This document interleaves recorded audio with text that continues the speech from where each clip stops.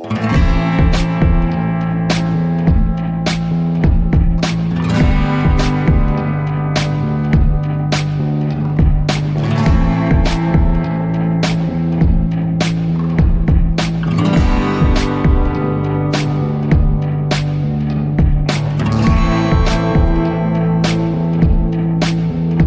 there, podcast explorers. Welcome to Pit Chat, the podcast where we gather round, toss in some hot topics, and let the flames of conversation burn bright. I'm Michelle. And I'm Wayne. And together we're your hosts on this journey through the sizzling landscape of current events, sprinkled with a dash of mystery, a pinch of the unexplained, and a whole lot of fun. That's right, Michelle. We're not just here to talk about the everyday stuff. We're diving deep into the realms of the unknown, exploring UFO sightings, unraveling paranormal mysteries, and maybe even roasting a marshmallow or two along the way. So whether you're a skeptic or a believer, join us as we stoke the flames of curiosity and bring you the hottest takes on the coolest conspiracies. It's like sitting around a fire pit with your friends, but with a bit of extraterrestrial excitement. Each episode, we'll be serving up a blend of the latest headlines, intriguing stories, and a touch of the supernatural. From politics to pop culture, and from ghost to government secrets, we've got it all covered.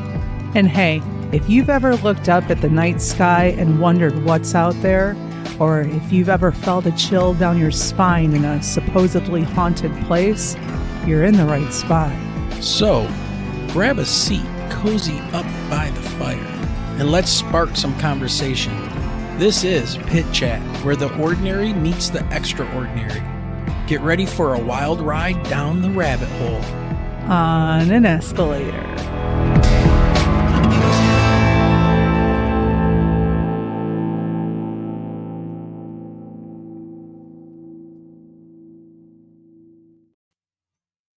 All right, we are live. Hello, everybody, for a very interesting show tonight and an exciting time here in Detroit as the Lions are taking on the 49ers for a spot in the Super Bowl. This is huge for Detroit. And right now, about a minute left in the second quarter, and right. We're looking at 21-7, Lions in the lead. Go Detroit. Wow. This is amazing because this has never happened. So we need to just say quick hellos to people in the chat. Hello, Tabin. Hello, Kelly. Hello, Diane, the boss. We've got some other people in there. Welcome. We have Linda Sumini. The first time I've seen that name. Yeah, welcome, Linda. So thank you for joining us, or Linda Sue. And you are so right that I'm always here in spirit and voice, obviously. Yes. Just not on camera tonight. Right. Michelle is working the back over here, and we got the clicking away on the laptop as she keeps an eye on chat and moderates everything. And I'm not going to lie, I'm stalking the football score for she's the also Lions doing in that San Fran. Yeah, also doing that as well. So yeah, big times, but Michelle is here, and man, it's going to be a busy night. So tonight's going to be a very interesting night. We have joining us again tonight, Mr. X, and we don't know much about Mr. X. We had him on the show about a year ago, and Mr. X had a crazy experience with a triangle. And you can catch that episode. Just look up Black Triangles with Mr. X, and you will find our previous episode with him to get all the background. He's going to do something a little different for us tonight, and he's put together a presentation that kind of shows us what has happened with him and will lead us through his, I don't want to say awakening, but things that have been turned on to him and awakened in his mind, I guess we can say. So it's going to be a very interesting ride, and I'm not going to talk very much through his presentation. I want to give him all the opportunity to show us everything that he put together. And it's It's going to be awesome. And just real quick, we are closing in on our 3-year anniversary of doing the podcast. And with that anniversary episode, which will be on February 25th, we have the amazing Stephen Bassett coming back and coming on the show to talk about the importance of UAP hearings in 2024. So that should be really, really interesting to have him on. Whew. So I don't know, Michelle, are you ready to get this going? I am very much so. And we just figured out in chat, Linda Sumini is Guy Merritt's wife. Oh, okay. So she's manning the computer while he's watching the Lions game. Well, As she can she's feed us data as well about the Lions. So as she said, he is watching the game with great hysteria. yeah, this is crazy. So yeah, a lot of things going on tonight, and this is huge for us here in Detroit and in Michigan. Lions in the playoffs for the Super Bowl. I mean, I don't think it's ever happened, or it's been like a crazy 40 before there was even a Super Bowl. Fourth So was the highest that they ever took in ranking. yeah, So, yep, and that was long. It was before Super Bowls had started. yep. All right, so just real quick before I bring Mr. X on, and he can begin telling everybody how his life has been recently, which will blow everybody's mind. Um, don't forget, super chats are now open if you want to help support the show. Super chats, you can do PayPal donations. All that information is down in the show notes or the show description below. You can also join the pit crew. Come and join us. We have a low monthly fee to join us.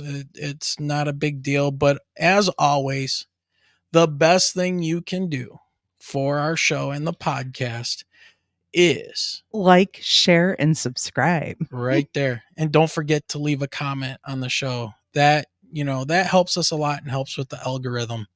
All right. So, with all that nonsense out of the way, let's get on to this. All right. So, coming to us from across the pond in the UK, and that's about all we really know, is the one and only Mr. X. Mr. X, how are you?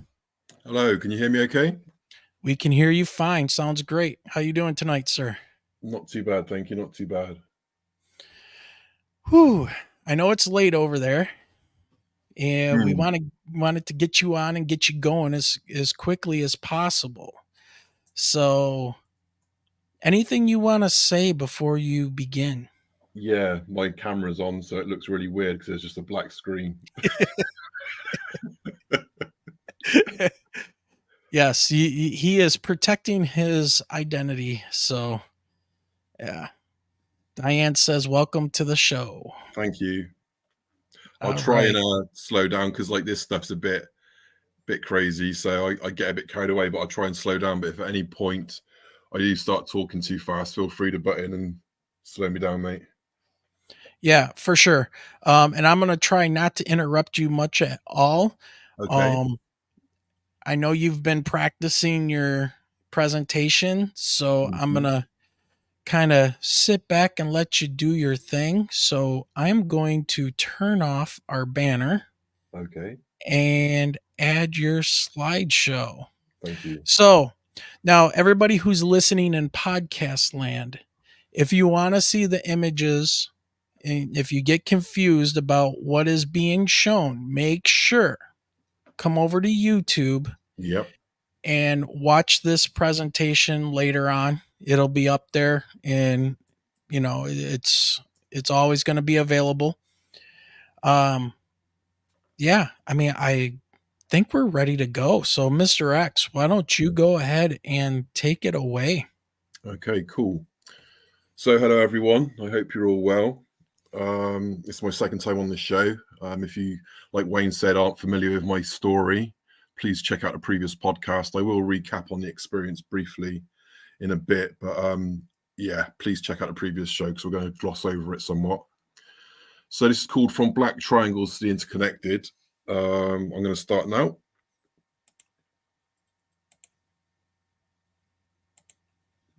So I'll start with a few quotes.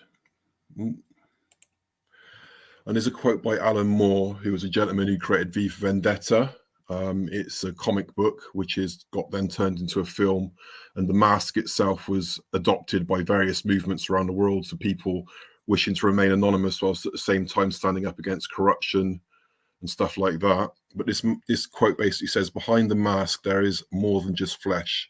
Beneath this mask there is an idea, and ideas are bulletproof.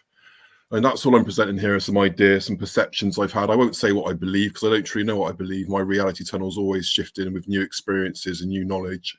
But here are some ideas I'm presenting of what I've perceived and gone through and witnessed. And it's up to you what you make of them. Another quote by Isaac Asimov is, education isn't something you can finish. The reason I put this is because basically, if you think you know everything there is to know, you're deluding yourself, to be quite honest with you, because like reality, or whatever we discern as reality, is so multifaceted. And if we get stuck in our perceptions and stuck in our reality tunnel, we're sometimes stunting our growth and evolution. Another quote by Noam Chomsky is, the smart way to keep people passive and obedient is to strictly limit the spectrum of acceptable opinion, but allow the very lively debate within that spectrum, even encourage the more critical and dissident views. That gives people the sense that there's free thinking going on, while at the same time the presuppositions of the system are being reinforced by the limits put on the range of debate. And the reason I've put that is because so many of our, say, discussions and what's acceptable and what's not acceptable, things we say and things we think, are framed for us. They're set out by institutions, whether it be the media or religious institutions or government or so on what we can discuss and debate. And even in the UFO and conspiracy field, this is still true as well. Like, you can't mention certain subjects without being labeled a certain way or a certain perception of others. And I'm going to present some stuff here which may seem really far out and not really in accordance with a lot of people's reality tunnel, but I'm going to present it nonetheless. So if you listen to my previous podcast, you'll remember about my experience with the Black Triangle. And this image is really important to me because I didn't see it until many years after the Black Triangle incident took place in 1997, when I was just turned 18. But the night in which it happened, I witnessed this experience. I was basically listening to music led down, and I witnessed this whole transition of seeing my body surrounded by light and light coursing through my body, and then turning into what I thought at the time was like an energetic water fountain. I didn't understand the principles of energy and stuff like that back then, in terms of chi energy, pranic energy, whatever you want to call it. I just used to listen to music, really concentrate, go with the flow, following the feelings and visuals I was seeing, and enjoy it. And in this instance, I turned into this luminous, what I thought was like a water fountain, because the energy sort of came from my chest, went up out of my chest, then cascaded all around me from around my body, fell down to my feet, then arced back up underneath my feet and went back into my body, and creating a continuous energy loop, like it was recycling itself. And this is what's known as a torus, which I only became aware of a few years ago. And here's a mathematical model of a torus. And basically, for those who are listening and not watching, try to imagine a donut, a ring donut, but imagine it as like energy, where from the center, the energy is going up, arcing over the top, going down the side, and arcing up underneath, creating a torus field. The torus field is believed to resonate past and through the human body. It's believed that the heart generates one, and there's numerous ones running throughout the body. It's understandable or understood as a magnetic field which the heart generates. And this torus field has been seen through different faiths. Some call it just the aura. Different belief systems have sort of adopted perceptions of it, different wisdom schools. And it's believed that the energy of the universe, consciousness, God, call it what you will, and the energy of the earth itself is basically in part responsible for generation of it. If you're still a bit clueless to what I mean, the easiest way to understand what a torus field is I'm sure most of you have been to school and learned of the Earth's magnetic field. So the Earth's magnetic field is generally a torus. That's how it works. It's a magnetic field which permeates around the Earth, but it's creating like a toroidal field as well. Now, the torus is found, or believed to be found, all throughout nature, along with another thing called the golden ratio, which is basically a mathematical principle which exists all throughout nature. And if you try to imagine a tree, for example, how it grows in a torus field, you've got the trunk shooting up, the branches spreading out up in all directions, then the leaves fall off the tree, falling back down to the side of the tree, then the roots going down deep into the earth, and then obviously the leaves settle on the earth, nourish the tree's roots, and basically go back through the tree again. That's a torus principle. If you look at an apple, the way an apple grows, many plants and seeds, you'll notice there's like toral structure in how they grow, where they dip in at the top and dip in at the bottom. And it's believed that the torus field surrounds fruits, galaxies, the planet, and even people. So again, some images of the torus field, a slight view from the side and above, a view from the front, looking at a human being, and also a bird's eye view. Now, if you look at the bird's eye view of a torus field, not only is it a very attractive pattern, but it's also looks very similar to a sunflower seed. And basically, these mathematical principles, what I'm trying to get at, are all throughout nature. Let's take a sip of water.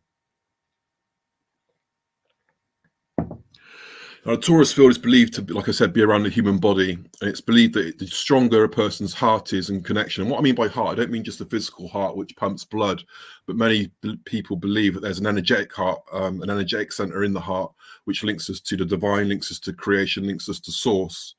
And those who are more connected with that have a stronger, bigger torus field, and it can shrink through fear. It can shrink through fear and negativity, basically. Those who work on compassion, gratitude, forgiveness, and things like that, some of the Buddhist masters, Taoist masters, even people in Christianity and various faiths, all just generally nice people who don't have to have a faith to adopt to, you may find have a strong torus field, and you may find that it's just easy to be around them, relaxing to be around them, calm to be around them. They're generally people who are generating a strong torus. And again, a way to do that is through introspection, through meditation, through compassion, through love and guide, self-acceptance. Now, for those who can't see the screen, I'm going to try and explain this, and for those of you who can, that's great as well. You can see what I'm talking about. But if you look in the center or bottom right of this image, you see a 1, 1. So if you take a 1 centimeter square and then line another 1 centimeter square beside it, you've now got a rectangle with 2 centimeters on one side and 1 centimeter on the other. Then you take a 2 centimeter square and add it to the 1 and 1 centimeter square, and you extend the rectangle. You keep following this mathematical principle, and you get this thing here, which is called the golden ratio, which is a series of intergrowing, continually growing rectangles increased by the squares of the longest side of the previous square. But if you look, you follow the line, you track a line throughout this mathematical pattern, and you get this spiral, which is known as a golden spiral, and it can be found all throughout nature. It grows how plants grow, and in this example on the figure, it's shown a nautilus shell. Now the nautilus shell grows in the golden ratio.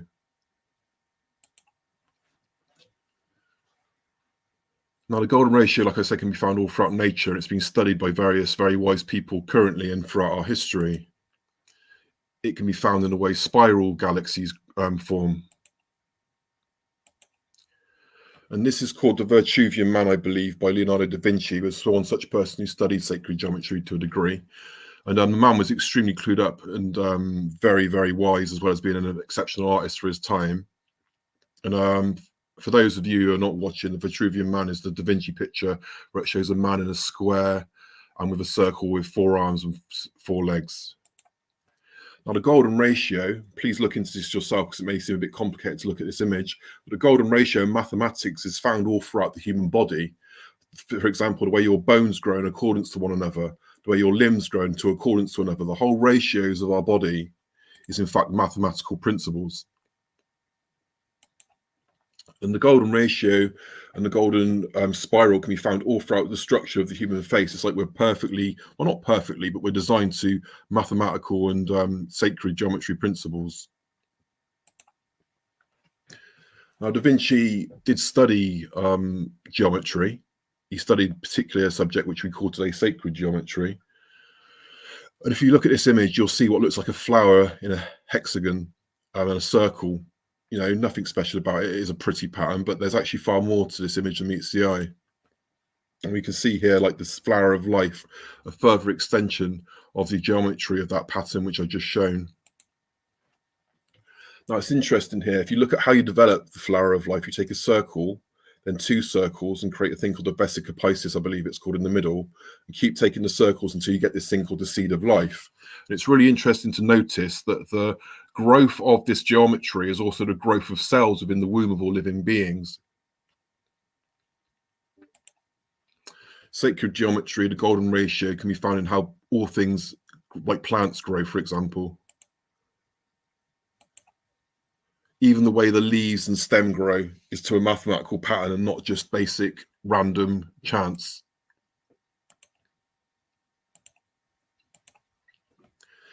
Now, the flower of life has been found throughout cultures all throughout our history in civilization, going to places like Iraq in 645 BC, to Egypt, Jerusalem.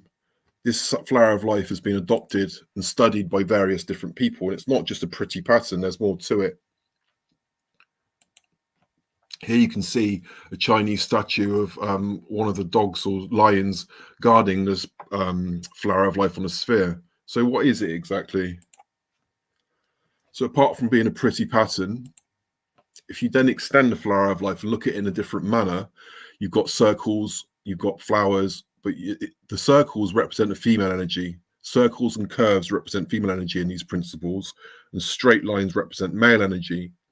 If you take the circles and start lining points up within the geometry of straight lines, you get something called Metatron's cube, which is another interesting looking pattern. But it's a lot more geometric and mathematical seeming than the flower of life. The interesting thing is if you look at the flower of life and Metatron's cube, you actually find a whole bunch of hidden geometry amongst it. And some of that geometry is the Platonic solids of the hexadron, octahedron, the dodecahedron, and another one called the star tetradon, which is understood as some as the Star of David. It's also understood as a subject called the Merkaba. Now, just real quick, I want to interrupt you for one moment. The image that he was just showing with the Platonic solids, that is very interesting because as somebody who studied geology and mineralogy, one of the things that we had to study was the atomic and molecular structure of different minerals. And we're taught in science class, and the way scientists believe that minerals are all arranged with those atoms is kind of what you see here. These shapes, like the octahedron, the tetrahedron, which is a three-sided triangle. Okay. The dodecahedron, all of these Platonic solids turn into atomic arrangements which dictate how minerals are formed. And it's very, very interesting that this stuff was thought of thousands of years ago.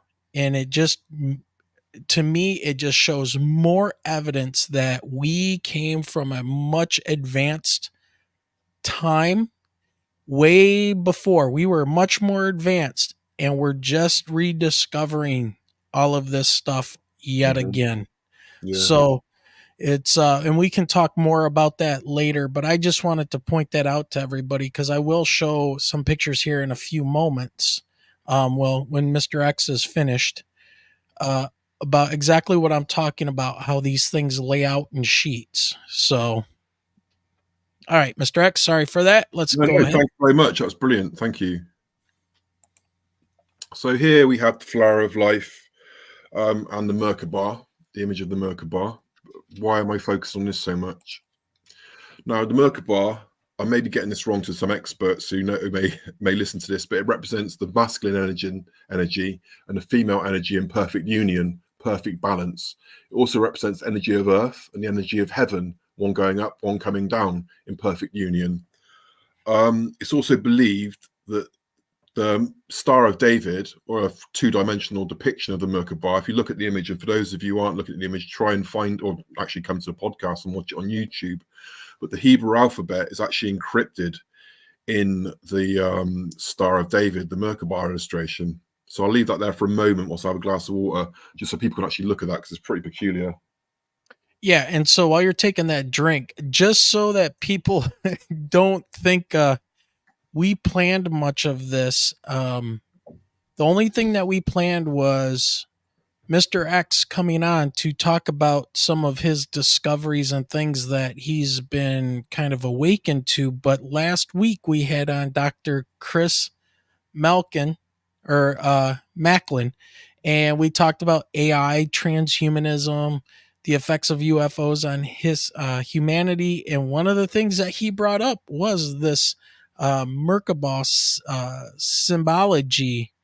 And when Mr. X and I started talking, it was like we did not know that Dr. Macklin was going to talk about this thing as well. So there's something in the universe that Yeah, seems to be making this happen. And again, these synchronicities and strange things begin to line up and resonate as the universe moves through these universal truths and as things get awakened to us. So it's just really, really interesting and it is bizarre. interesting. It really is, and Yeah. that's been the whole story. Is that for me?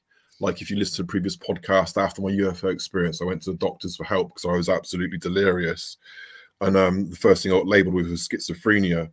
And it's been really weird experience. It's been a really weird life, but synchronicity or coincidence has been a massive driving factor for me, a massive driving factor. So much so that throughout my life, it's like I've been living in a hologram of sorts. It's like sometimes it's got so surreal, but we'll come to that a bit later on a bit. So here we have an image of a Merkabah triangle spinning clockwise and counterclockwise, or tetrahedron, sorry. It's also got an image of a person in the middle. It's showing a male and female energy. Like I said, people believe that these energy fields, not just a torus, what resonates around us, but once someone activates their torus to a high degree, they can actually activate what's believed to be their Merkabic field around them. And again, we've got a picture of a Merkabah inside a sphere, inside a circle, in the back of the Vitruvian Man. And you notice that the top point and bottom point of the tetrahedron, touch the north and south of the sphere.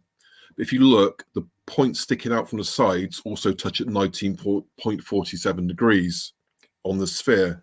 And it's worth noting that at 19.47 degrees, I believe from what I've studied, on Earth, both north and south, there's either great volcanoes or energy disturbances on the planet at 19.47 degrees. Also, I think on this planet Jupiter, the red spot is at south 19.47 degrees. On Mars, one of its large volcanoes is at 19.47 degrees. So it's almost like there's some energetic shift or disturbance or input-output point on the planets at 19.47 degrees, as if they've got these Merkabahs inside them. And I'm not saying it's a physical structure. I don't even know what it means, to be honest with you. But another interesting point is that 1947 was the year of the Roswell incident. And many people believe that that's where we got our technology from. Once we started developing back engineering technology, was from the Roswell incident. Some people believe even further that it wasn't a crash. It was actually it was purposefully done to speed up our evolution one way or another. I can't comment on these subjects. I don't know enough about them, and it's all speculation anyway. But it's interesting to see that the synchronicity of 1947, the UFO Roswell crash. It's just interesting. All right. So, Mr. X, go back to that for a second because Certainly. this is gonna mess with your mind a little bit. So What, when I me? woke up Is that possible? when I woke up this morning, I was thinking about this image, which is really bizarre. But I had this image in my head right here. Now that I look at this again, we're looking at a Merkabah from, you could say, an apex, and that apex is centered over the Vitruvian Man, and it's Mhm. put into scale. So Mhm. we're looking. You could say we're looking down on a man in the circle, laying down with his arms spread open, and as we look down at that point, that Mhm. apex of the Merkaba, Mhm. the body region that point is located is exactly at the center of gravity of a human, I just noticed that. and that is the navel. Yes, and that's really interesting because, like what you were saying, which about the Egyptians and their subject of the navel. Correct. So Very interesting. Egyptians had a ancient canon that they drew, or they did all their sculptures to, and it was based on the canon of proportions, and it was breaking down the human body into 18 equal sections. And at the navel, all the statues had the navel at exactly the 11th point, from down at the bottom of the feet is 0, all the way to the crown of the forehead right here was 18. At 11 is the navel, and that's also exactly where on the Great Pyramid of Giza you find the entrance into the Great Power of Giza, or the Great Pyramid of Giza, which is very fascinating. So if the Great Pyramid, like some people are saying, is a model of the Northern Hemisphere, then the Merkaba must be a model of humans, that this is a planet of humans. And this might be the symbology that explains humans being on this planet. I don't know. I'm reaching, Well, but it's interesting speculation. It's healthy to have these yeah, speculations because I didn't even notice until when you started speaking. I saw that it's centered on the navel, and we'll come to it later. But the navel is so super important in so many yes, belief it is. systems, especially the Taoist one as well. Yep.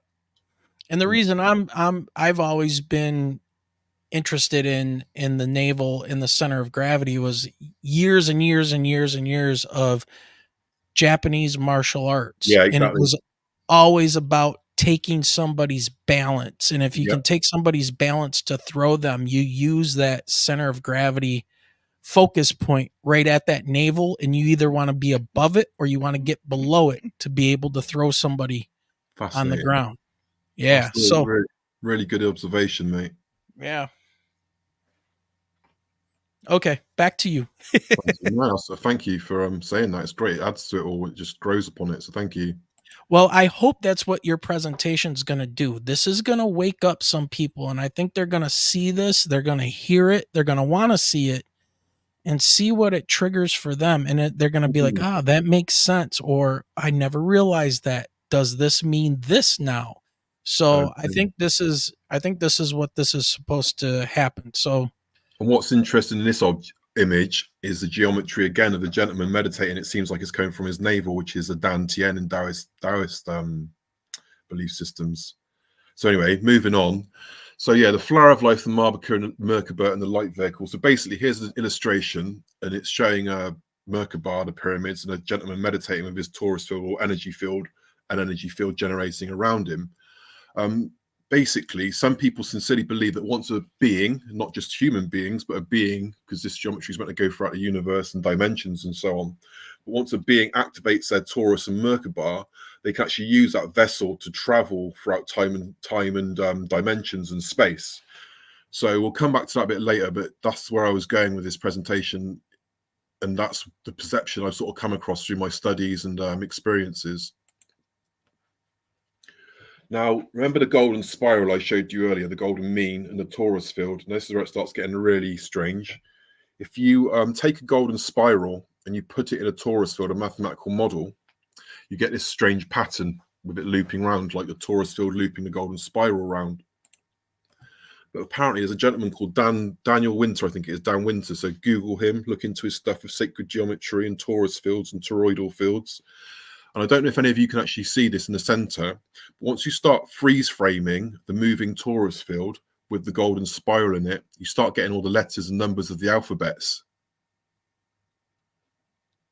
So basically, this torus field is like hiding the actual structure of the very words, very similar to how the Star of David was hiding the Jewish language. It's like there's some sacred roots to the actual language, some of the languages and the alphabets in which we use.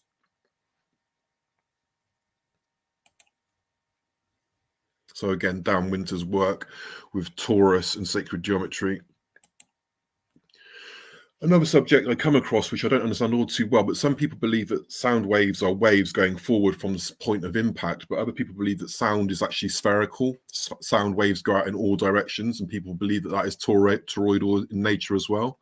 And the vowel sounds as well A, E, I, O, U are supposed to have a resonant frequency to them, a vibratory frequency to them. That's the work of Michael Tellinger, I believe, and it also makes sense to why so many cultures, and especially the Buddhist and the Hindus, like chant when they like go om and stuff like that. They're actually generating a vibrationary field around them through their voice. Another subject to look into, but what I'm trying to get to the point here is that creation is mathematical, creation is vibrational, creation is geometric. It's a lot more to reality than meets the eye. And as we got onto the subject of sound and vibration, and there's a subject some of you are probably aware of and some of us aren't, called cymatics. And cymatics is where you take an object like a plate, a steel plate, and you put a material on it, whether it be cornstarch or sand. And most commonly it's done today with a disc with water in it. And you vibrate the disc with frequencies, with sound waves, and then you emit light upon the patterns of the water.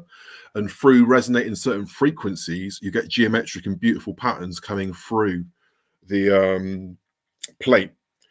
Here, if you look in the top right corner, you can actually see the star Merkaba, and almost like an atomic looking picture where sound is vibrating through the water of a cymatic field. Some of these are done electronically, some of these are done like I said, with water and cornstarch.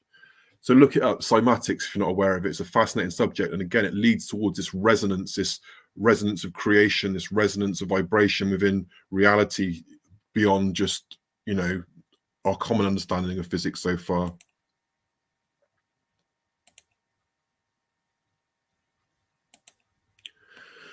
Now, a gentleman called Masaru Emoto, who's now deceased, wrote a book called The Hidden Messages in Water.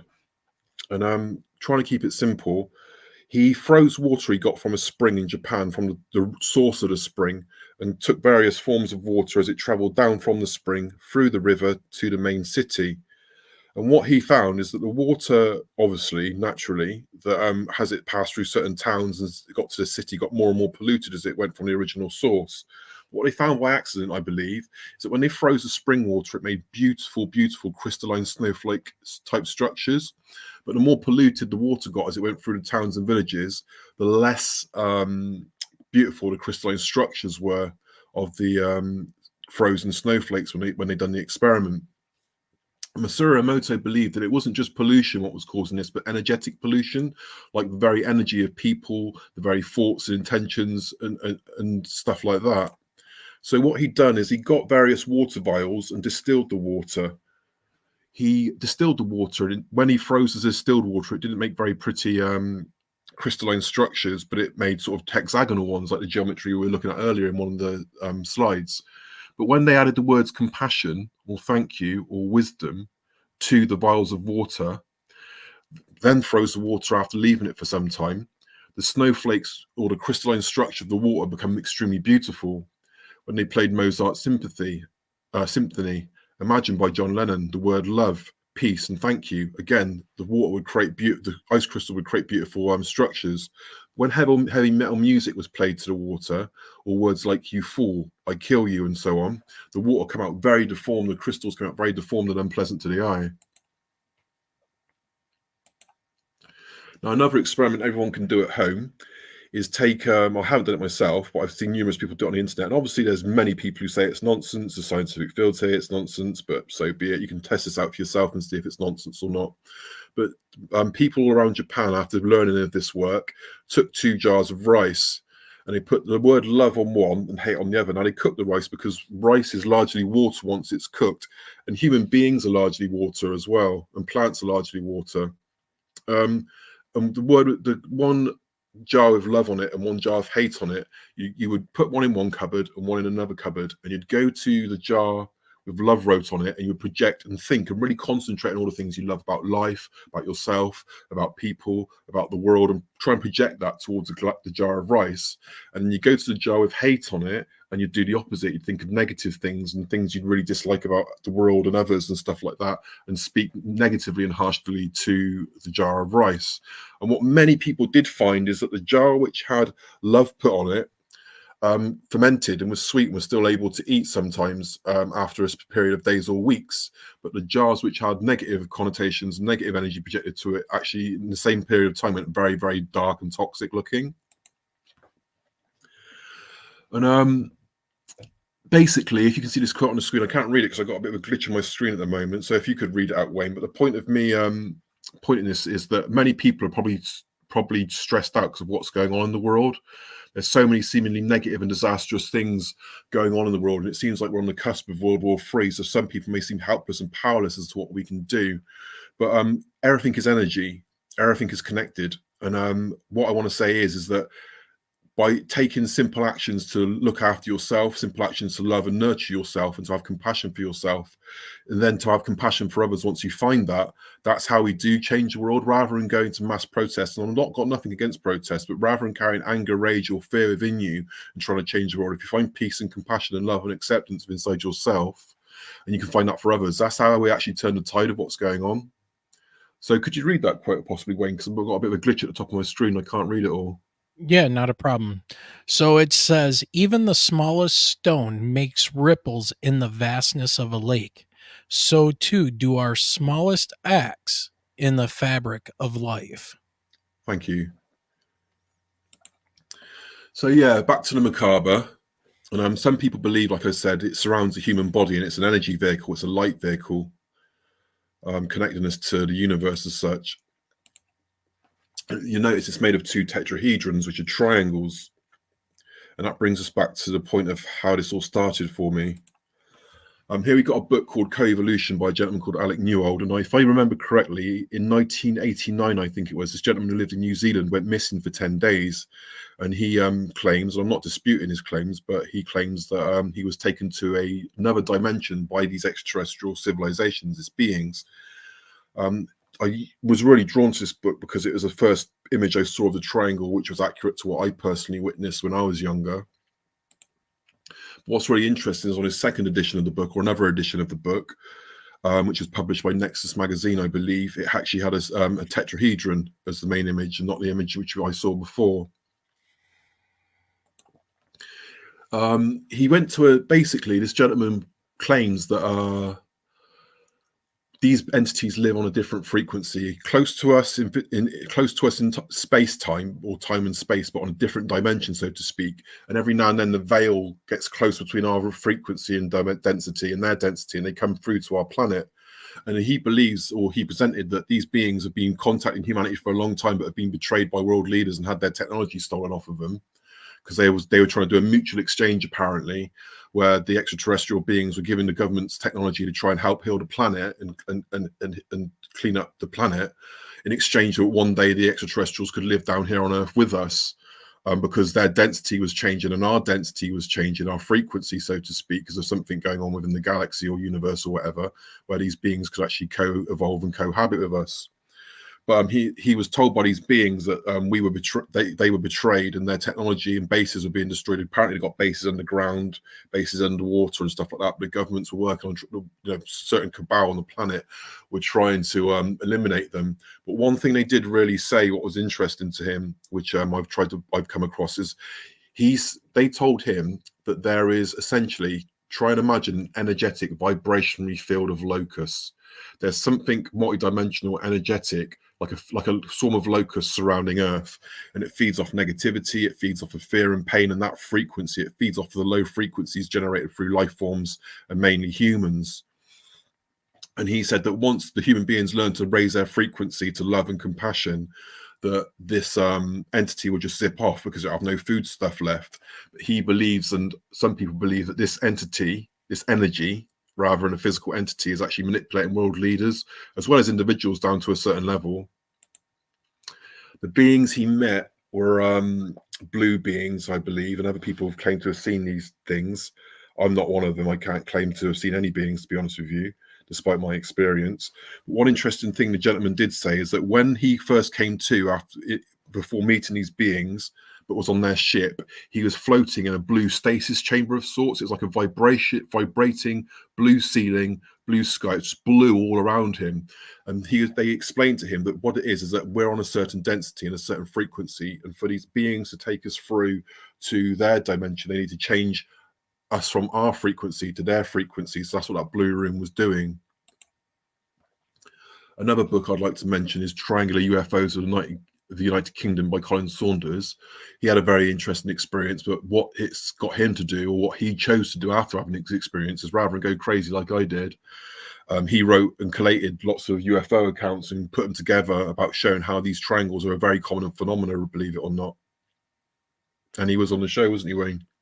Yes, he was. I'm trying to find the exact show, but yeah, we had Colin Sanders on, and unfortunately for that one, we had some issues with the internet playing nice. I don't know if there were solar flares or something going on, but it made his episode a little bit wonky.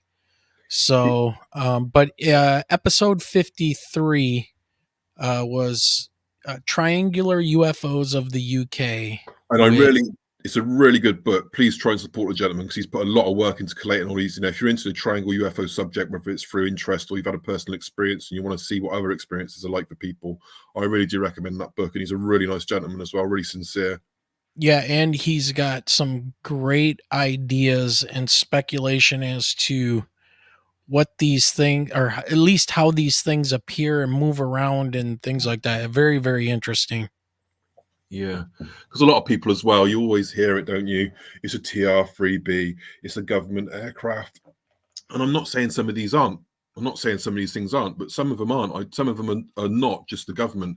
And when I say the government, I don't mean the government in terms of our prime ministers and presidents, but like the secret cabal, the organizational military complex was controlling things. I don't believe it's just a black military operation. I believe there's something extra going on with this phenomena, personally. Yeah, we can get into that a little bit after your presentation. Okay, yeah, cool. So briefly going to gloss over my experience. My voice will probably speed up 2,000 RPM because it always makes me nervous talking about it. So I'm just going to gloss over it. Please listen to the previous podcast, and some of these images will be able to help you recognize what I'm trying to present what I saw back then. I was walking home one night, and I started getting a strange vibration to the left of my head, and I could hear a weird buzzing noise. And I saw this lattice, what I've tried to picture here, appearing to the left of my head. When I turned to see where it was coming from, it was like it was hovering always to the left of my head. I couldn't pinpoint it. I saw a ball of light hovering in the sky extremely high up, and I was trying to tell myself, even though I had this instant knowing that I was in trouble from my navel apparent as well, which is interesting. My stomach went to butterflies. I knew I was in trouble. But anyway, I was looking up at this object saying, no, this can't be happening, this can't be happening. And it did happen. It wasn't a plane or a star, because it dropped out of the sky so fast that if I blinked, I would have missed it. And when it dropped down, I don't know, I'm sure you have, like for bonfire night, you've waved sparklers around, or celebrations, you've waved sparklers around, those things you have at events, and it leaves a streak behind of light. This object went from point A to point B, from really high up in the sky to really low above the rooftops of the houses in a nanosecond. And it left a streak of light behind it. It was so surreal because the streak of light had to catch up with the object. It's like an Etch-a-Sketch going through the sky. It was ridiculous. So that's another point where I started freaking out. Once I finally got to my house, I was greeted by this object hovering, waiting for me above my house. And it was a large ball of golden amber light. I'm really terrible with distant sizes, but it was not huge, but probably the size of a couple of cars side by side or back to back. And if you span them around on a circle, like, pivot point, making a sphere out of them, there's a sphere of extremely bright light. But what was even weirder is that the lights would shine off in different directions. It had all these shards of light shooting off of it. But it's like there's a cloak around them, because the light wasn't emanating as far as it should do. It was like cloaking and prematurely stopping. And there was a point of light missing from the top and a point of light missing from the bottom of this object, which I've tried to depict in the drawing. One of the points which I really wish I could feel it again is I was freaking out seeing the sphere of light, and then next thing I knew, I was this image to the best of my depiction. It doesn't do it any justice. I just witnessed hundreds and hundreds of like lines of light, like silver threads, golden threads, glowing threads of light blowing like gently in a breeze. And each of these threads had like diamonds on them. And every now and then these diamonds would clang into each other from different threads. And when they would, a beautiful, beautiful euphoric experience would shoot off, energy would shoot off from these golden threads. And it's the most beautiful feeling I've ever experienced in my life. And the only time I've come across it in a minuscule scale, it was nowhere near as strong intensity, but it was still this beautiful feeling. I was at a protest during the first Gulf, or the second Gulf War, should I say, when we went to bomb Iraq. I was at a protest in London where there's 1 million people marching through London. And we're in this really long street, and as far as you could see to behind you, in front of you, were people packed out, all for common cause of peace and love and not war, basically. And there was a Mexican wave, and you could just turn around, you could just hear people roaring in the background and seeing them waving their signs and waving their arms. And this wave was rushing through the crowd. And when it got to us, we all started waving our hands and blowing a trumpet. And that's when I got a little glimpse of that energy again. It's like I was stood there and like, wow, I felt this before, but I felt it like 100 times stronger. So yeah, it was a really beautiful sensation, but this beautiful sensation actually left me. It was like it's being pulled out of my body. And I can remember the first conscious memory I have of not being these waves of light and to be a human being again was I was stood on my tiptoes begging, like a child begging something not to leave me. I'm not going on to what happened directly after that because it's too triggering, but I did get to a point where I looked up and I thought there's a black.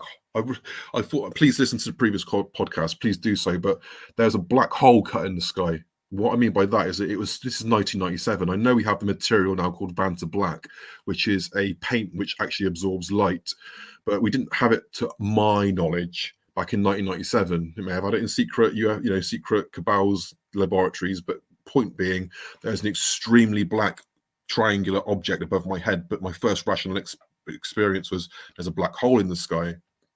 I realized there wasn't a black hole in the sky when on each corner in the shape of a boomerang or arrowhead, red lights came on.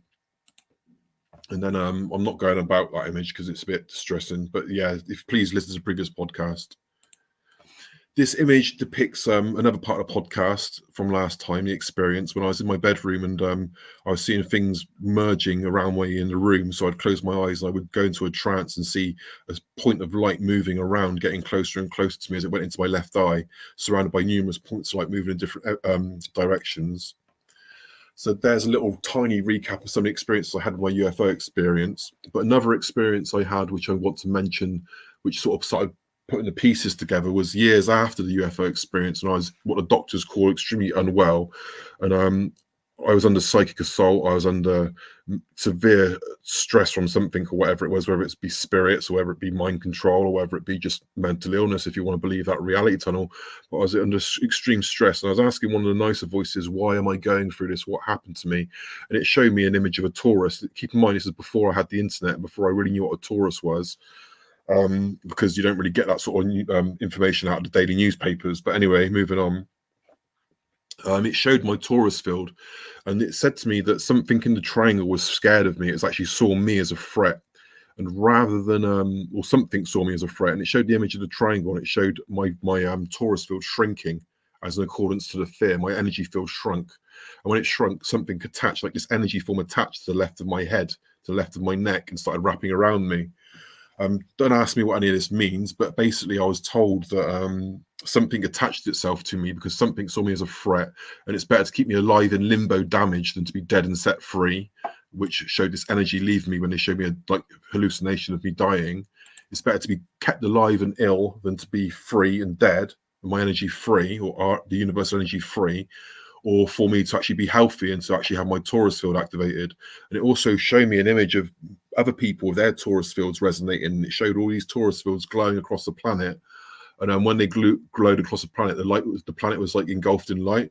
Again, make of it what you will, but that's what I was shown probably when I was around 23. Another experience I had, I was having a bath and I was probably about 24, 25. And I had a full-blown sort of like spasm and seizure in the bath. And then I was in a black void, a permanent, like as far as you could see, was a black void. But amongst this black void was a point of golden light. And I could tell this golden light was moving because I could feel its vibration. I could sense it, but you couldn't see it moving because of the black void. So what happened then, this point of light split into 2 points of light, and they started flying around each other like they're butterflies, and they're doing geometric left-right turns and darting around each other, then flying around more curve like butterflies. And that's the principles of geometry: the straight lines masculine, the curvaceous lines feminine. And I didn't know that back then. I didn't know anything about sacred geometry, but I'm just telling you what I was observing. And they kept splitting and getting closer and further away from each other, testing each other's distance, showing how distance worked and showing how vibration worked. Because the closer they get to each other, the vibration would be stronger. The further they'd get away from each other, the vibration would be weaker. And they'd be setting these geometric patterns up as they're dancing around. And they created like a diamond, or if you'd like, two pyramids, one pointing up, one pointing down, in shape, and another sphere would appear in the middle of this, and it would float around amongst them inside, like, just, I don't know what it was doing, but it was doing it, and the vibration was getting stronger every time it got nearer to another sphere, and getting quieter as it got away from another sphere. And this structure would grow in size and distance, showing that the sphere in the middle was getting lost and in space, so to speak, so I have to find another sphere. I can't really make sense of it, but it was a beautiful feeling nonetheless when these points of light got close to one another. But then all these points of light joined back together, and then they exploded into just millions, if not trillions, of points of light in every direction.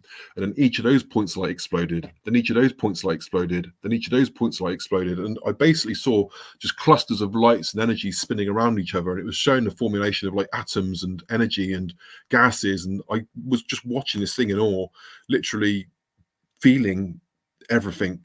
And it was showing the birth of the universe, is what I understand. And moving on, it was showing like a comet going through space, and that comet was made of atoms and molecules, and each atom and molecule was made up of these little dots of energy, and these dots of energy like consciousness. And so that even it sounds ridiculous that the comet itself had its own vibration, it had its own consciousness, so to speak, because it's hurtling through the void of space. And when this comet crashed into the planet, it was like a vibration experience for the universe, because the universe is experiencing what it's like to be an atom. The universe experienced what it's like to be ice. The universe has experienced what it's like to be rock. The universe has experienced what it's like to be a spherical planet. The universe has experienced what it's like to have a ice rock crash into a big planet. It's like the universe was actually gathering data on all these multitudinal experiences. And then it showed life forming on the planet, and you'd see the divine spark, which I saw at the beginning of my quote unquote hallucination or seizure, if you want to call it that. And it was showing fish swimming around as a school, and I was feeling every single movement they were making as the universe was tracking the experience of the fish swimming through the water, gathering data. It's shown different life forms on the planet with different levels of this consciousness or this energy within them. And when it finally got to humans, we were just bioluminescent. We were just glowing with this energy. And this is years before I knew anything about macabres or energy fields or stuff like that. So yeah, there's that. Now here's a little thing that not too many people know, but I think it's worth mentioning. It's before my experience in my early teens and mid-teens. I used to get terrible night terrors. I used to get night terrors for my life, actually. I've had some experiences throughout my life which have been pretty peculiar. Nonetheless, I used to listen to music, and sometimes when I go to sleep, would fall into trances, and I'd just see beautiful geometric patterns and lights and stuff like that, and not knowing what it was, but I just go with the flow, essentially. And one thing would always say to me, once I get into a certain level of depth for this trance, the voice would say to me, breathe. Breathe. And it would teach me just to focus on my breath, to breathe in light and to let it go, to breathe in light and let it go, whilst all these geometric patterns are getting faster and faster and faster. And they'd get so fast that it'd be still, if that makes any sense. There'd be such a frequency and such a speed to all these things moving, it'd get to a still point. Then it felt like I was traveling. And when I would get through from traveling, I would get through to this blue landscape, which is a completely blue floor, a completely blue sky for as far as the eye can see. And in this place was a man made of pure silver. And it's like an androgynous man. He didn't have, he's androgynous, but he's made of pure silver. And I used to have, like I said, terrible night terrors before meeting this dude, whether it was my imagination or not. Make of it what you will, but before meeting him, I used to have terrible night terrors, and I wasn't too confident in real life as well, neither. But he taught me how to breathe and be with essentially what I understand now as energy. But if you can see in the image, it shows him tracking energy from the earth up into his body, and he was emitting it from his hands, and he was showing me how to do that. I must be honest, he didn't show any energy coming down from the heavens as such, but it was definitely, he would show the energy of the earth coming up through the floor, going up in his body and coming out from his hands. He'd teach me how to use it myself. And then, interestingly, this is like, I'm probably about 14 at the time, and I didn't know nothing about David Icke's theory on reptilian extraterrestrials and stuff, but he'd teach me how to control it by fighting reptilian beings, which are grey and black, but they're biological beings, but they're also mechanical as well, like transhumanist. And he would fight one, but it was always about not being aggressive, not being brute force, not being egotistical, but being in this calm state, this peaceful state, being with this energy and allowing the energy to do the work through you. And once I got the principles of dealing with one, he'd deal with two, he'd deal with three, until he's like zipping around the place, flying around like something out of the soon to be released Matrix.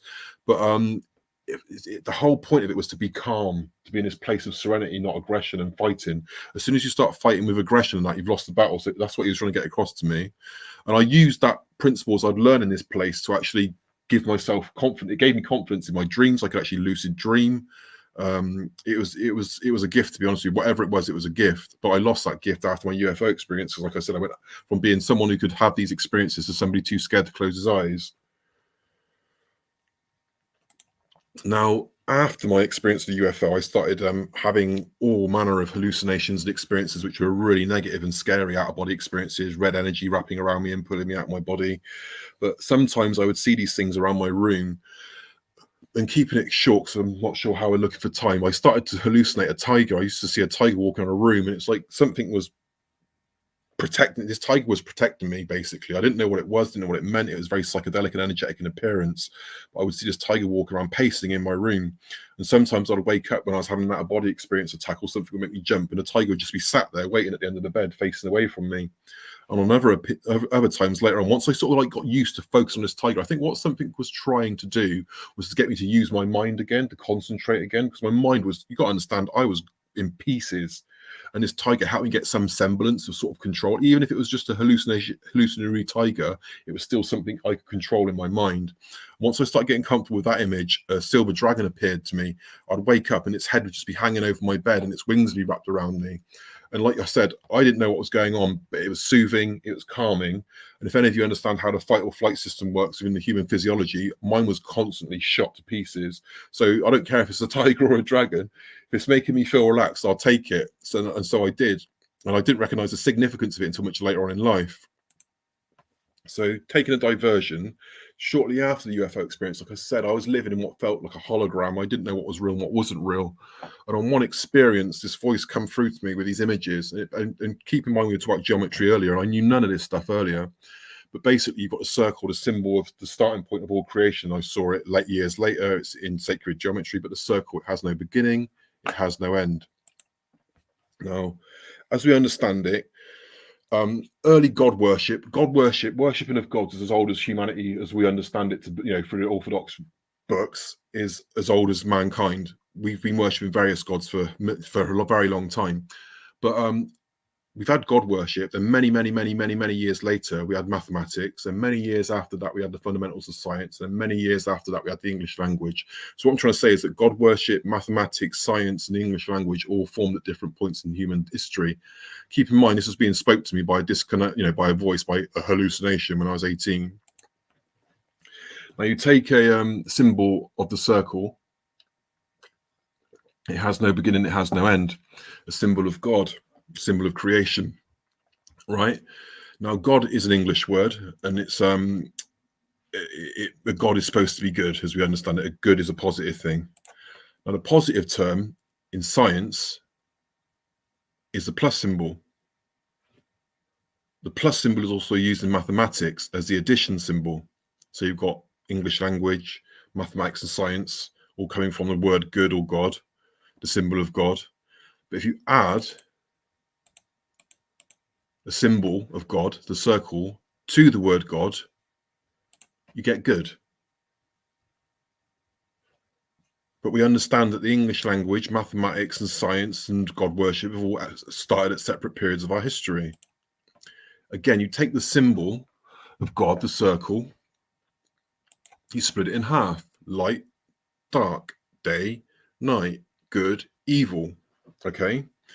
Now you take away the negative image, the dark side, from this symbol, and you're left with half a circle, half of goodness. Yeah, this symbol here, a semicircle. Now, the devil is supposed to be an evil thing, negativity, which we've taken away from this image, and left it with the good. So we've taken away the negativity and we've left ourselves with the positivity, the positive half. But negativity is in science, isn't it? It's negative. And also it is subtraction in mathematics, this symbol. If you take away the positive from the devil, you're left with evil. Now, I'm not saying I'm Christian. All I'm saying is what I was told. I don't know what's going on. I still don't understand this to this day, but what I do understand it means that it either means that somebody's been controlling our history for this to happen, or that things are cyclical. Again, if you look at the word circle and the half circle, you've got the letters OD. OD, if you look at a dictionary, means overdose. But if you look in the English language dictionary, OD, I believe, is also a word attributed to an ancient system or belief of magnetism and energy. And I think it's interesting that we're going back to the magnetic fields and torus fields and all this stuff again. And yeah, so there's that. I'm going to slow down a bit because that's probably a bit mind-bending. So yeah, my experience after my UFO experience, I couldn't differentiate between physical reality, dream reality. It was so difficult. My whole nervous system and perceptions were out of place. But one thing I did used to have was, like I told you, the light which went into my left eye during my UFO experience would manifest in visions and experiences as a red sphere. I would see a red circle, a red sphere of energy in my left eye behind it. It was surrounded by white and blue, and I would see it some nights. I'd just be led in bed and all I could see was this sphere, and I was like sort of like, I don't know, energy surrounding it. It was really hard to explain. One time I had a dream I was being chased. This is like probably 1997, 1998. I was having a dream I was being chased by like sort of like futuristic sort of like SWAT police. We don't have them in England, I don't think. Or they were futuristic ones anyway. I was being chased with this girl through a building, and then I got to a car park in this dream, and there was the girl had gone, but I can remember seeing these two cars parked next to the car park, and next to the car park was a roof of a house, and it had a tornado. There's a tornado on the top of this house, and for some reason I was having a duck because the tornado was firing tiles of the roof at me. You know, I've looked into dream analysis and all that, but I couldn't make head nor tail of it, what it means to this day. But I was having a duck from these roof tiles, and when in the dream I run away from this house and these roof tiles, I got to a point where I was in this town, and there's a giant, huge, stupid, like Beastie Boys robot marching in the background, a really big robot, huge one. And it was smashing a bridge down. And then I was stood looking away from this, and there were demons flying in. So keep in mind, like, if you listen to previous podcasts, I wasn't religious in any shape or form, but I'd lost the plot after this experience. Oh, and I forgot to mention that the demons were flying around, and as they got closer and closer to the ground, they turned into cars and parked up in a car park. And next to this car park was a big brown building. And I had that dream a couple of times. And anyway, I was thinking to myself, I'm not going to, at a later date, I'm not going to allow this experience to damage me anymore. I'm going to try and get back on my feet. So I went for a job opportunity to look at a job opportunity in a nearby town a bit later. And I got to this town, and please keep in mind that I couldn't tell what was real or not. I'm trying to walk through a street whilst I was just like trying to focus on my breath and just not be triggered by anything. And I get to this church in this town, and I was like, no, I don't want to look at this church because it just makes me think of the voices and the things I was hearing. Is it spirits? Is it demons? Is it angels? And on the sign of the church was a symbol extremely similar to this, which, if you can look on the screen, it's a triangle with like a point of light in the middle saying God, and with Father, Son, and Spirit in triangles on the corners, which just instantly blew my mind, because it was like, oh my God, there's the UFO. Oh my God, it says it's on a church. What is going on? I just lost the plot. So I run away from this. I run away from this church because it was just freaking me out. I only stopped to get my breath, and also I was quite conscious of the fact that you got a 6'1" man running through town. You know, I felt very insecure and like I was causing a scene. And I stopped to catch my breath. And as I looked up, there was the roof, the house with the roof, what had the tiles being blown off of it in my dream next to these two cars. And I was like, what is going on? So my fight or flight responses just started flaring up again. I didn't know if I was in the Matrix, in a dream. I mean, this is before the film The Matrix came out, but I just didn't know what was real or not. I was losing it. So I carried on running again because I was just panicking so much. I got to a point of town where it's quite busy, you know, people walking around, and I recognized it from the dream. That's where I saw the giant robot. So naturally I look up, and obviously there's no giant robot. But there were no demons flying in the air, but what there was the parked cars where the demons did land into the car park. And there was a brown building. So I'm thinking, I had this great wave of calmness come over me, and I'll take it. If any of you have had panic attacks or your fight or flight response have gone through the roof, this is why so many people turn to drugs and that, because they're caught up within stress and stuff, and they need something to pacify them. I wasn't doing that, but I was stood in this town, and I had this great wave of calmness come over me, and there was the brown building. And I laugh at this now, but I literally thought that this was a sign, and I expected to walk up to that door of that building, and there's going to be a dude in white robes or something, because the whole experience was so weird. I just thought it's going to get weirder, but there's going to be someone who's going to say, "Welcome, we're here to help you," and you finally made it. I can laugh now, but you know what I mean? It's like, so I walk up to this building, and I go to the door, and it's locked, and I look up at the sign, and on the sign it says Angel Leisure Bingo Hall. Jesus. Yeah, literally. So anyway, I go home after that, like not knowing what to make of it. And this is going back like 1997, 1998. We didn't have the internet, or I didn't have the internet back then. So to get books, I had a thing called World Books. It was a magazine that would come around periodically, and you could buy books from it. And 2 days after that experience, World Books comes, and this is the book on the front cover of that book magazine. Ask your angels. Yeah, a practical guide to working with angels and stuff like that. So I bought that book without even thinking, just had to. I just thought, I've had that weird experience, and it's all pointing towards angels. So I started using it, and it taught me about chakras and energy a bit, and meditation, and that was the start of my healing journey.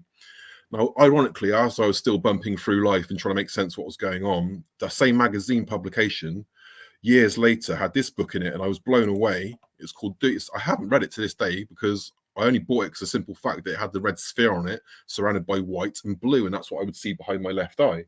I had numerous people telling me I was schizophrenic. I had numerous people saying I was psychic. I had numerous people telling me I had sensitive powers. Well, whatever was going on, I didn't truly know. But that was really scary or freaky to see that red sphere on the front cover of that book, so I bought it. Now, Mr. X, just so people understand, they did diagnose you as being schizophrenic, right? After this? Yeah. I wonder how many people that happens to. I wonder how many people it happens to, and for whatever reason, they have a really bad experience of drugs. Like, I don't want to talk about it too much, it's quite personal, but I do know people who did see the triangle, and it affected them in such a way, let's just say, that their life took a certain course, and sadly those people aren't with us anymore. So I'm very fortunate. So yeah, back to the Silver Man. Like I said, he was teaching me principles of what I understood later in life as Qigong and Tai Chi and stuff like that, energy coursing through reality in the body, but I didn't understand that as a kid.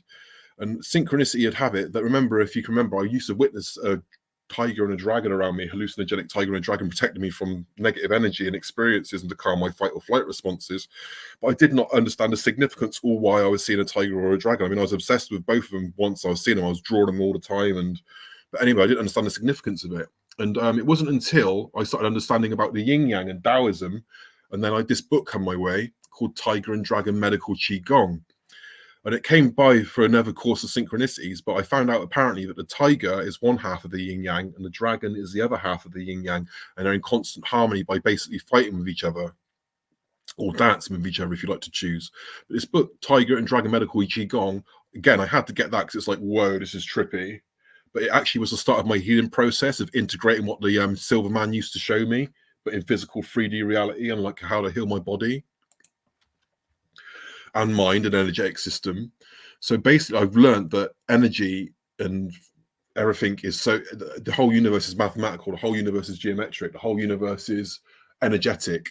We are not just apes, we are not just monkey men walking around, we're not just meat vessels. There's an energy dynamic to reality and to our being, and I think something or someone wants us to forget that. We are essentially light beings in physical form. We are the universe experiencing itself in a myriad of different ways, and something wants us to forget that. So yeah, back to the end, my point, are some of these spheres of light we see in the UFO stories, are they actually ascended beings or even human beings which have ascended and are in their light being, in their macabre field, spinning around. Are some of these UFOs we see actually spinning vortexes of macabric energy?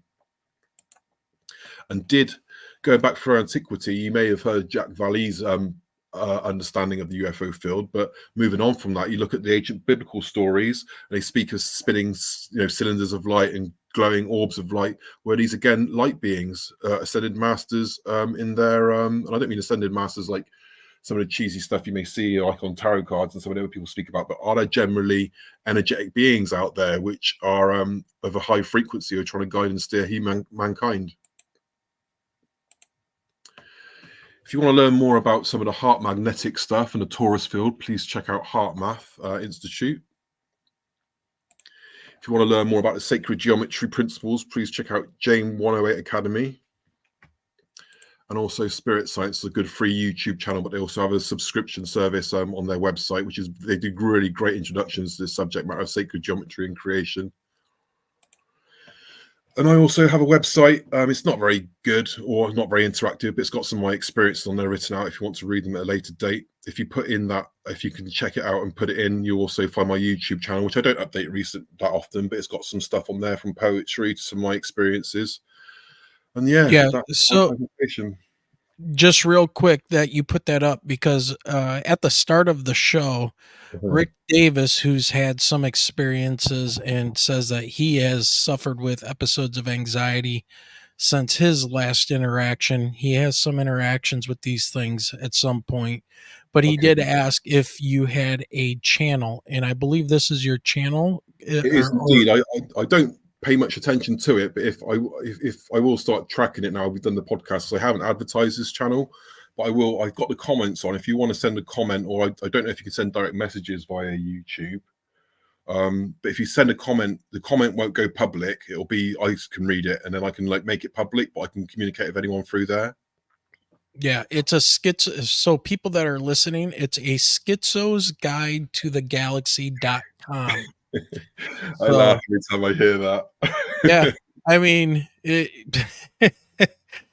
oh man, that is incredible, because I remember back when you first came on with Guy Merritt and told your story, and how and just how traumatic it was, but all of the things that were starting to open up to you, and now it seems like that more has opened up to you, which is really quite amazing. This stuff has been going on all throughout my life, but what it is like I'm starting to learn the lessons from it. I'm starting to apply it, and fortunately, I'm very blessed that synchronicity is guiding me still to this day. Yeah, it's just some really good stuff, and when we start putting these things together with the synchronicities and everything, What I will say is, when you get synchronicity, the first thing to do is to breathe.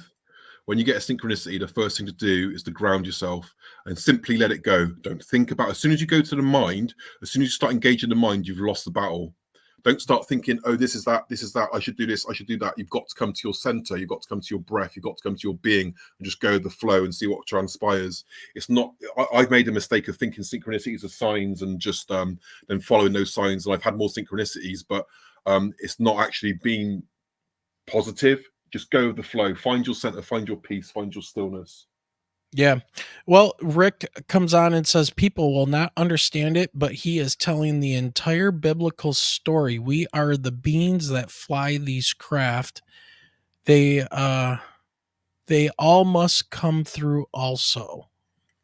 So Rick has had some really in if you get a chance to see his sigil that he uses for his profile picture, that was a symbol that was given to him, or that he saw, or that his experience related to him. So maybe he can reach out to you and you guys can share notes about the experiences, because some of the stuff that he has said on here in chat kind of matches up with that. So we're at an hour and 19 minutes now. This has been a great presentation. One of the things I have to ask you, and I kind of hinted to it with the previous interview we did last week. Mhm.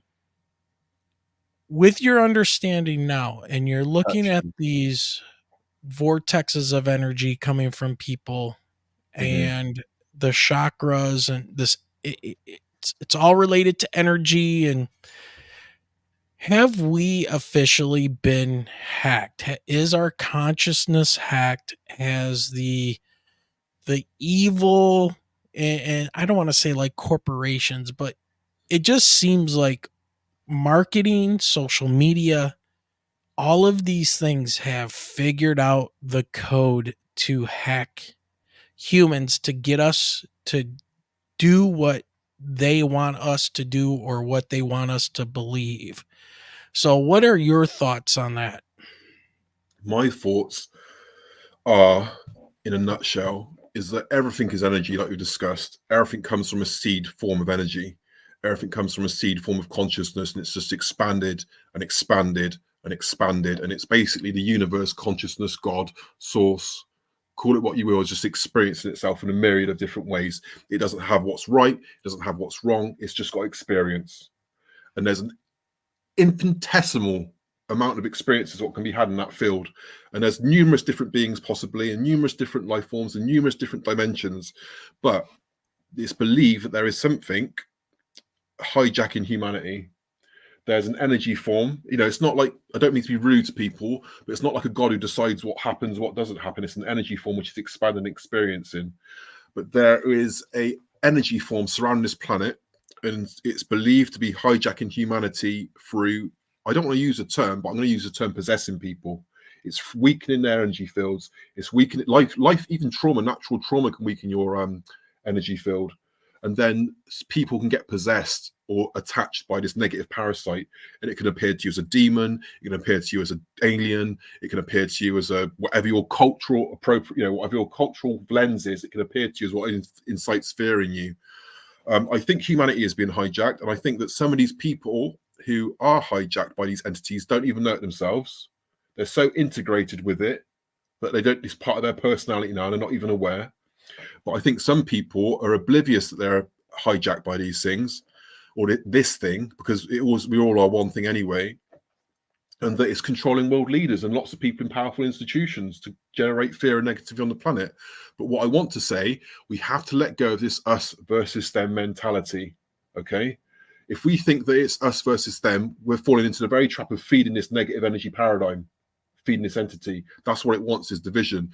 We all need to have compassion for ourselves, forgiveness for ourselves, love for ourselves, but more importantly, those are enemies and those we don't like, the negative ones, because if we go and start lopping off heads again like we did in the French Revolution, it's like Animal Farm. More pigs will rise to the top, more parasites will get into people. If we can admit love and generosity and compassion and gratitude as individuals and learn to do it as a society, that's how we learn to get rid of this entity or see through the Matrix. I could talk about the Matrix for ages, we ain't got the time, but yeah, the Matrix have hidden messages in that as well. Oh yeah, for sure. All right, awesome. Yep, well said. I couldn't agree more. There is something I want to show everybody. So people, again, listening to the podcast, you got to get over to YouTube so you can see the visuals here. But what I'm showing is the silica mineral atomic structure. And silica makes up quartz. Very And, important substance. and quartz is based on a tetrahedron atomic structure model. Wow. So, and guess what the numerous or the most numerous mineral on planet Earth is? Quartz. Quartz. And Yeah, it's we're on a giant quartz crystal flying through space, going around a star at about 67,000 miles per hour. Mm-hmm. And quartz is so vital in the very fact that we're having this conversation. It's vital in electronics. It's got such Yes. properties to it. It's such a vital substance. Yeah. And this is from, as you can see, Open Geology up here. this is how the molecules of oxygen. So in the center of the tetrahedron is the silica, and then it is surrounded at 4 points with oxygen. So it's SiO4 is the chemical formula. That is quartz. And that is a tetrahedron, which is one part of the Merkaba. Yeah, Yeah. fascinating. Yep. So there, and once again, the Platonic solids were thought up of by Plato. Okay, Or rediscovered by him. or re-envisioned, rediscovered. I forgot when Plato was around. Was it 150 BC, somewhere in there, 80 BC? I think it's around that time. It's definitely BC. Yeah. Okay, so no computers, no nothing. Yet here we are in modern day geology, and the way that we talk about different minerals and how the atomic structure is set up is based on the plutonic solids. Mm-hmm. And based And on sacred geometry, yeah, it's sacred which is based geometry. on the creation of reality. It's unbelievable. Yeah. And one person I wish I could get on here, I talked to him down at the Cosmic Summit last year, and he said he was going to come on the podcast, but he's been doing all of these gigantic podcasts, nothing Mhm. like ours, is Randall Carlson, who is Oh a wow, yeah. a high level Mason, but he's been teaching and doing sacred geometry stuff for basically his whole life. Mm. And I want to get him on here to speak to this stuff because sacred geometry, the mineralogy, all of this stuff this is the keys, I think, to the universe. I absolutely Understanding agree with you. this, Yep. yeah, understanding these fundamental workings all the way to why there's 12 hours on a Yep. clock. Yep. Why are there 12 constellations? Why is there all of these Creation is weird. numeric. Creation is Yeah, numeric. Everything is absolutely. numeric. Everything is numeric. But we are experiential beings. The trap Yes. is not to get caught up in the mind too much. The mind is a tool. The mind makes a great servant, but a terrible master, Yeah. in my Yeah. opinion. And we're easily controlled. The heart should be the master. And that may Yeah. sound corny to some, but look into it if you can. Generate the energy field of the heart, the compassion, love, and forgiveness for yourself and others, and then start using the mind once you've got that energy within you, that perception within you. Because the trouble is, the mind is so prone to traps and deceit and ego as well, and just delusion. But the heart sees clearly. The heart feels clearly. Just think of times in your life where you've been with a loved one, you've seen a beautiful sunset, you've seen a beautiful work of art. That doesn't hit your mind, that hits your emotional field, that hits your heart energy. Do you know what I mean? Sometimes it takes you in awe where you forget your mind. Yeah. Yeah. I couldn't agree more. All right, everybody. We gotta get stuff ready for the audio podcast now. We gotta get this out. And we got to be up in a few hours to go to work. So since we started doing these later shows on Sunday, it's a challenge, but we're going to start wrapping this up. So, Mr. X, before we leave, any last minute things that you want to impart on the audience? Thank you for listening. If you listened all this time, I appreciate it. I know I talk a bit fast, so I tried to slow it down. I hope you could understand me. It's just a lot of information and a lot of trauma attached to discovering it as well. So I hope I done okay. Yeah, I'm not any particular religion.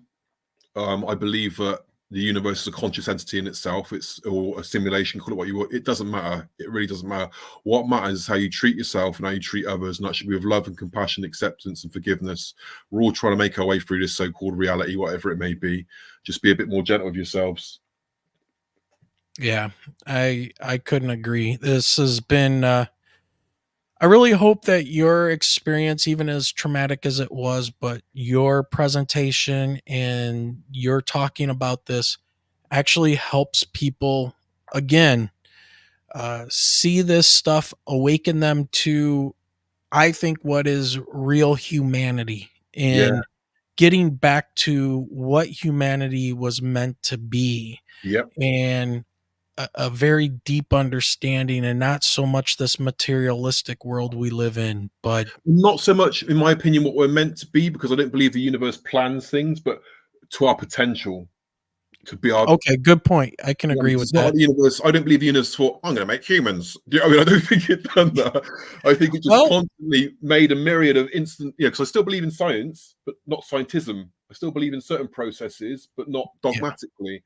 My point being, though, is that we've got massive potential, but that potential comes from being with the universe, being in our hearts, being in our peace. And that's the hardest thing to find for so many people, including myself.